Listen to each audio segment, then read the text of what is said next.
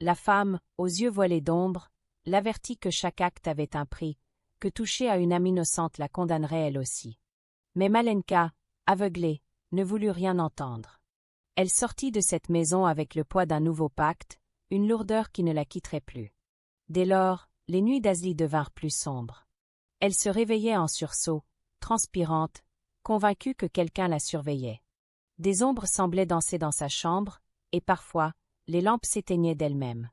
Saïra, bouleversée, passait ses nuits à ses côtés, récitant des prières avec une ferveur presque désespérée.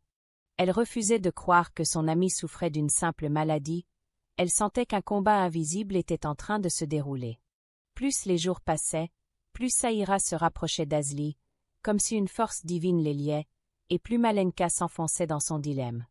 Elle voyait sa fille s'épanouir dans une amitié sincère, mais au fond d'elle, l'ombre de la jalousie l'empêchait de se réjouir.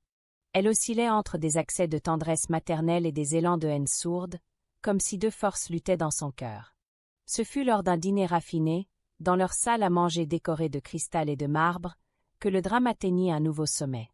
Alors que les trois étaient réunis autour de la table, Azli porta à ses lèvres un verre d'eau et soudain sa main trembla, le verre se brisa, et son regard se voila.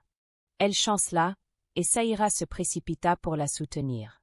Malenka, figée, sentit une sueur froide descendre le long de son dos car elle savait que ce n'était pas un hasard.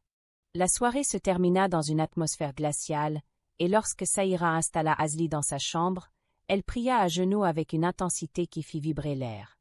Malenka, cachée derrière la porte, entendit chaque mot de cette prière et pour la première fois, elle eut peur que la lumière de sa propre fille ne détruise les ténèbres qu'elle avait appelées. Les jours qui suivirent furent marqués par une succession d'événements troublants.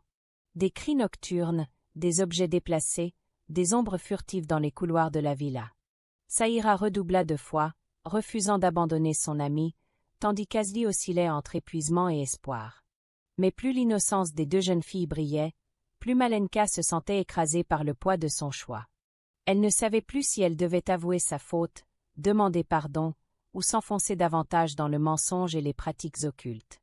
Son regard se perdait souvent dans le miroir, où elle croyait voir une autre femme, vieillie, usée, presque méconnaissable.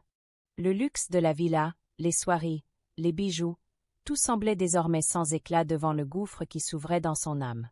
Pourtant elle continuait à sourire en façade, trompant les invités de passage, mais chaque nuit ses larmes imbibaient ses oreillers. Ce fut dans cet état de tourment qu'elle entendit de nouveau la voix intérieure, plus forte, plus insistante.